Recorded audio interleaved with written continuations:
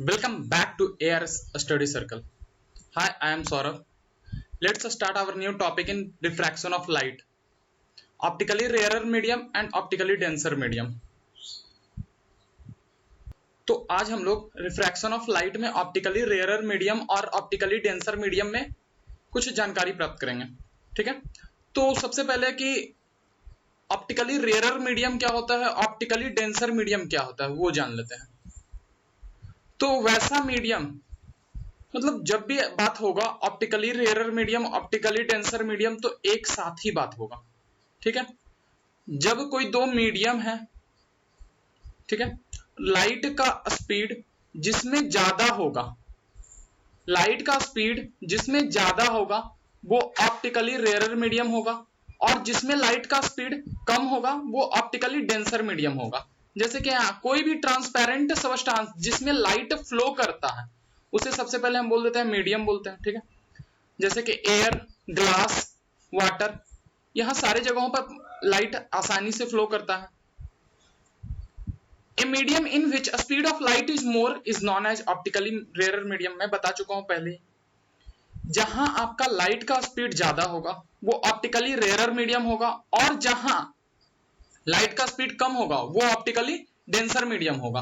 Air is optically rare medium as compare to glass and water, और air जो होगा वो ऑप्टिकली रेयर मीडियम होगा कंपेयर टू ग्लास और water.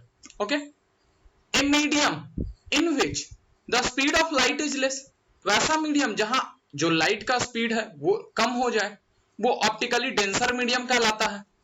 Glass is optically denser medium as compare to air and water. Glass जो हो जाता है हमारा, ग्लास ऑप्टिकली डेंसर मीडियम होता है एयर और वाटर के कंपैरिजन में, क्योंकि ग्लास में जो लाइट का स्पीड हो जाता है वो हमारा कम हो जाता है, और एयर में ज्यादा होता है, वाटर में ग्लास से ज्यादा होता है मगर एयर से कम ही होता है। तो अगर एयर और वाटर का बात करेंगे तो एयर का ऑप्टिकली रेयर बोल देंगे, एयर को ऑप्टिकली रेयर बोल देंगे और वाटर को ऑप्टिकली डेंसर बोल देंगे। क्लियर है? The refraction of light takes place whenever it goes from optically rare medium. Refraction हमारा कब होगा, कैसे होगा, वो भी एक बात जान लें। जब भी लाइट ऑप्टिकली रेयर से डेंसर की ओर जाएगा या फिर डेंसर से रेयर की ओर जाएगा तभी आपका रिफ्रैक्शन होगा। जैसे कि ये हमारा इंटरफेरेंस पॉइंट है, इंटरफेरेंस है दो मीडियम के बीच, एयर और वाटर के बीच का इंटरफेरेंस है। तो जब भी लाइट एक मीडियम से दूसरे मीडियम में जा रहा है, ठीक है, जब भी लाइट एक मीडियम से दूसरे मीडियम में जा रहा है तब हमारा रिफ्रैक्शन देखने को मिल जाएगा। क्लियर है? या फिर डेंसर से रेयर जाए या तो रेयर से डेंसर जाए। क्लियर? अब देखते हैं क्या है। जब आपका लाइट जो है, when ray of light goes from rare to denser, तब क्या होगा, तब होगा कि लाइट जो होगा नॉर्मल की तरफ बेंड कर जाएगा। जैसे कि देखो अच्छे से एक बार और देखो, ये हमारा यहां हमारा पानी है, ऐसा कुछ पानी है मान लेते हैं इसमें।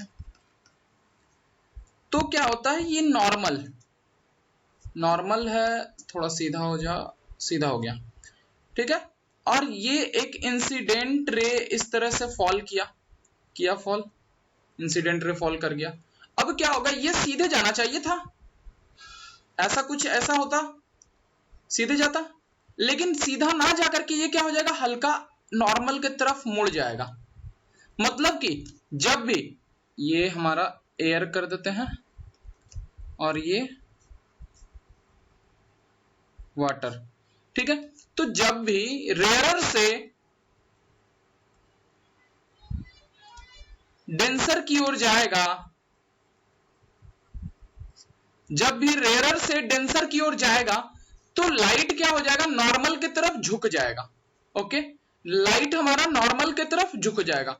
When a ray of light goes from air into water, air to water, it went toward normal, ये नॉर्मल की ओर मुड़ चुका है, झुक चुका है। क्लियर है? यहां देख लीजिए, एक इंसिडेंट रे इस तरह से फॉल करा रहे हैं और ये नॉर्मल की तरफ झुक गया है, और ये एंगल आई है और एंगल आर है। अब एंगल आई क्या होता है, तो angle I is equal to angle of incidence, मैंने पिछले लेक्चर में बताया था, और ये मेरा एंगल ऑफ रिफ्रैक्शन है, रिफ्लेक्शन नहीं रिफ्रैक्शन है, और ये हमारा रिफ्रैक्टेड रे है। और मैंने बताया था ना पिछले बार ही, angle I greater than angle R हो सकता है, या फिर angle I smaller than angle R हो सकता है, लेकिन इक्वल कभी नहीं होगा, इक्वल कभी नहीं होगा। क्लियर है? रिफ्रैक्शन में इक्वल कभी नहीं होगा। रिफ्लेक्शन का बात करेंगे तो इक्वल ही होता है, ये केस रिफ्लेक्शन में फॉलो नहीं करेगा, ये जो हमारा केस है वो रिफ्लेक्शन में फॉलो नहीं करेगा। अब फिर से सेकेंड केस हमारा रिफ्लेक्शन ऑफ लाइट, जब डेंसर से रेयर मीडियम में जा रहा है तब क्या होता है, when a ray of light goes from glass और वाटर इनटू एयर। देखिए यहां पर ये हमारा मान लेते हैं कि ग्लास है, ग्लास का स्लैब है, ग्लास स्लैब से एक रे इस तरह से आ रहा है और ये सीधा निकल जाना चाहिए था ना, इसे ऐसा कुछ हो जाता, अगर जाना रहता सीधा तो इस तरह से सीधा, लेकिन ये हल्का नॉर्मल से दूर भाग गया। ठीक है, तो ये इस तरह से बना देता हूं मैं फिर से, ये हमारा ग्लास स्लैब है। ठीक है, तो ग्लास स्लैब में इस तरह से रे यहां पे फॉल किया, ये नॉर्मल हमारा, तो क्या हो जाता, ये चुपचाप ऐसे सीधा निकल जाता, लेकिन क्या हो रहा है, इस तरह से बेंड हो जाएगा, ये हल्का दूर चला जाएगा नॉर्मल से। ठीक है, तो ये नॉर्मल से हम दूर चला जाएगा, तो इसे ही हम लोग बोलते हैं denser to, this is denser to rarer. Okay, denser से रेयरर मीडियम की ओर जाना ही हमारा क्या कहलाता है, मतलब इस केस में क्या हो जाता है कि नॉर्मल से लाइट जो होता है दूर चला जाता है। अब एक और बात, जब हम लोग रेयरर से डेंसर की ओर जाएंगे, इसको क्लियर मैं कर देता हूं,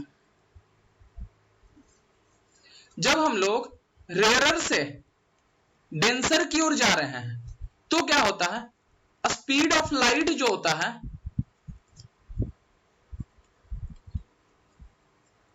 डिक्रीज हो जाता है। क्या हो जाता है, डिक्रीज हो जाता है। रेयरर से डेंसर की ओर जाते हैं तो स्पीड ऑफ लाइट डिक्रीज हो जाता है, मतलब रेयरर में स्पीड क्या होता है, ज्यादा होता है इसके स्पीड से। समझ में आ गया? उसके बाद अगर हम लोग डेंसर से रेयरर की ओर जाते हैं तो स्पीड हमारा क्या हो जाता है, स्पीड ऑफ लाइट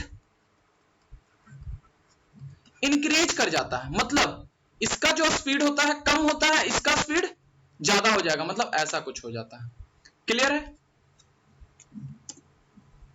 अब हम बात कर रहे हैं रिफ्रैक्शन। रिफ्रैक्शन जो है हमारा एक ग्लास स्लैब से कैसे होता है, तो ध्यान से देखिएगा। हाँ, जब कोई एक ग्लास स्लैब है, देखिए यहां पी क्यू आर एस एक ग्लास स्लैब है, इस पर एक कहीं दूर से ए रे फॉल कर रहा है बी से होते हुए, और ये फॉल कर रहा है एंगल ऑफ इंसिडेंस बनाते हुए, यहां दिख रहा होगा एंगल ऑफ इंसिडेंस, और ये इसका नॉर्मल है n1, नॉर्मल है n1, और ई पॉइंट पर मेरा इंटरफेरेंस पॉइंट कौन कौन हो गया, पी क्यू हमारा इंटरफेरेंस लाइन हो गया, या फिर प्लेन कह सकते हैं, इंटरफेरेंस प्लेन मेरा हो गया, या लाइन कह सकते हैं। यहां पर जो रे फॉल किया है नॉर्मल से एंगल आई बना रहा है, नॉर्मल से एंगल आई बना रहा है, और ये सीधा ना जा करके क्या हो जाएगा, रेयरर है, ये हमारा रेयरर मीडियम है, रेयरर मीडियम है, एयर है, यहाँ एयर हमारा रेयरर होता है, एयर को हमेशा रेयरर लेके चला जाता है। ठीक है, तो ये हमारा एयर है। हाँ, अगर वैक्यूम नहीं दिया हो तब, अगर वैक्यूम और एयर दे दे तो वैक्यूम को रेयरर बोल देंगे। ठीक है, तो अब जब एयर बात किया जाएगा तो वहां always vacuum, sorry always rarer, तो ये रेयरर से जा रहा है डेंसर की ओर, तो मैंने पीछे ही बताया था कि रेयरर से जब डेंसर की ओर जाते हैं तो देखिए यहां पर जब हमारा रेयरर मीडियम से डेंसर मीडियम की ओर जाते हैं, इट बेंड टुवर्ड नॉर्मल, तो नॉर्मल की तरफ झुक जाएगा, तो देखिए ये नॉर्मल की तरफ हल्का झुक गया, फिर ये सीधा गया, यहां पर फिर इंटरफेरेंस प्लेन पर या इंटरफेरेंस लाइन पर फॉल कर रहा है, रे फॉल कर रहा है ना इंटरफेरेंस प्लेन पर या लाइन पर, और ये जो रे मतलब एंगल बना रहा है एंगल ऑफ रिफ्रैक्शन कहलाता है, बार बार मिस्टेक हो जाता है मेरे से, ये एंगल ऑफ रिफ्रैक्शन कहलाता है। और ये देखिए एक नॉर्मल है और ये भी दूसरा नॉर्मल है, दोनों पैरेलल है, और ये इसका ट्रांसवर्स है, तो क्या ये एंगल और ये एंगल इक्वल होगा, ऑफ कोर्स होगा। तो यहां से जब ये इसके लिए, इस पॉइंट के लिए इंसिडेंट रे हो गया, इस प्लेन के लिए इंसिडेंट रे हो गया ये, और ये हमारा इमर्जेंट रे हो जाएगा, मतलब रिफ्रैक्टेड रे भी बोल सकते हैं, लेकिन अगर ये ग्लास स्लैब लिया जा रहा है तो हम लोग इसे क्या बोलेंगे, इमर्जेंट रे बोलेंगे। तो ये रे रह गया, मतलब एंगल ऑफ रिफ्रैक्शन हो गया ये, और ये हमारा इमर्जेंट रे हो गया। तो मैंने बताया पिछले स्लाइड में, गौर से देख ले, पिछले स्लाइड में मैंने क्या बताया था, डेंसर से रेयर की ओर जाते हैं तो अवे जाता है ना, it goes from refraction of light में तुम्हारा क्या हो जाता है, away, wind away from the normal, wind away from the normal, normal से दूर जाता है। नॉर्मल से देखिए तो दूर जा रहा है ना, अगर ऐसा कुछ रहता ये सीधा इस तरह से निकल जाता, इधर इधर चला आता, लेकिन ये हल्का दूर हो गया है।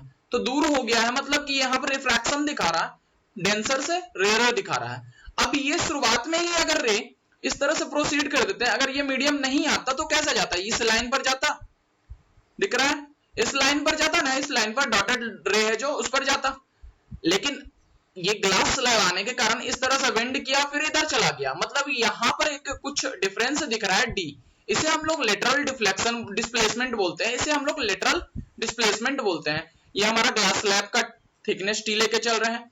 म्यू ए यहाँ पर है, रिफ्रैक्टिव इंडेक्स डिनोट कर रहा है, जो हम लोग रिफ्रैक्टिव इंडेक्स के लिए अगले दिन बात करेंगे। आज हम लोग बता देते हैं रिफ्रैक्टिव इंडेक्स के रिगार्डिंग थोड़ा सा, ये रेयर मीडियम और डेंसर मीडियम के रिगार्डिंग ही बात होता है। तो यहां हम कहते हैं सीधे सी बात कि ये हमारा रेयर मीडियम है और ये हमारा डेंसर मीडियम है, एयर ग्लास फिर अगेन हमारा रेयर मीडियम है, और ये हमारा इमर्जेंट रे है, ये हमारा रिफ्रैक्टेड रे है, ये इमर्जेंट एंगल है, ये रिफ्रैक्टेड एंगल है, रिफ्रैक्टेड एंगल है, एंगल ऑफ इंसिडेंस कहलाता है, बस। तो ये लेटरल डिस्प्लेसमेंट क्लियर हो गया। जब जहां ये रे जो जा रहा है ये अगर सीधा चले जाता, अगर ग्लास स्लैब नहीं होता तो ऐसा कुछ होता, लेकिन ये ग्लास स्लैब आने के कारण इस तरह से बेंड हो गया, जो कि इसके पैरेलल हो जाता है, जो कि डी डिस्टेंस से डिफर करता है, इसे हम लोग बोलते हैं lateral displacement. The light emerge from parallel side glass slab in A direction parallel with that it enter the glass slab, मतलब क्या बोल रहा है कि ये जो ग्लास स्लैब के इस साइड से एंटर कर रहा है वो दूसरे साइड से पैरेलली जो है उससे निकल जाएगा। उसके बाद the perpendicular distance between the original path of incident ray and emergent ray coming out of a glass slab is called lateral displacement. जो परपेंडिकुलर डिस्टेंस होगा इस दोनों लाइन का वो हमारा लेटरल डिस्प्लेसमेंट होगा, मैंने पहले बता चुका हूं। लेटरल डिस्प्लेसमेंट ऑफ इमर्जेंट रे of light, the angle which the emergent ray make with a normal is called angle of emergence। यहाँ angle of emergence क्लियर हो गया ना, नॉर्मल के साथ जो एंगल बनाते हुए निकलेगा वो एंगल ऑफ इमरजेंस कहलाता है, ये भी क्लियर है। तो यहाँ फिर से ये एंगल आई, ये एंगल आर, यहां भी एंगल आर और ये एंगल ई, ठीक है। अगर ये नॉर्मल ये जो रे है ये इसी पर फॉल कर जाता तो क्या हो जाता, अगले स्लाइड में देख लेते हैं हम लोग। हाँ, तो इस केस में क्या हो रहा है कि लाइट जो फॉल कर रहा है नॉर्मली ऑन ग्लास स्लैब, तो क्या होगा कि जब भी लाइट नॉर्मली फॉल करता है ग्लास स्लैब पर तो एंगल आई 0 होता है, एंगल ई 0 होता है, मतलब कि कोई डिफ्लेक्शन नहीं होता है। जब भी कोई रे नॉर्मली फॉल करेगा किसी भी मीडियम में तो वो बिना डिफ्लेक्ट किए हुए दूसरे साइड में निकल जाएगा। एक स्ट्रेट लाइन से इंटर कर रहा है तो एक स्ट्रेट लाइन से ही फॉल कर, मतलब एग्जिट कर जाएगा, इमर्जेंट हो जाएगा।